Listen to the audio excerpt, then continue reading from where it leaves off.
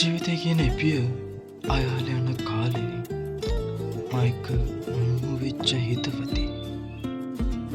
පේන අනන්තෙටත් එහාට යනකම් මං එක අත නෑර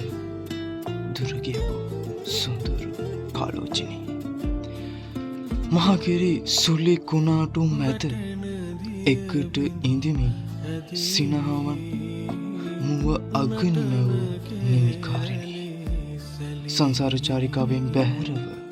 අරුම සම්වල තනියම තෙමෙන්නේ ඇත්තටම විරසකද මා සංසාරිණී විරසකද පත්තිමේ සිසිලසේ තරෝලි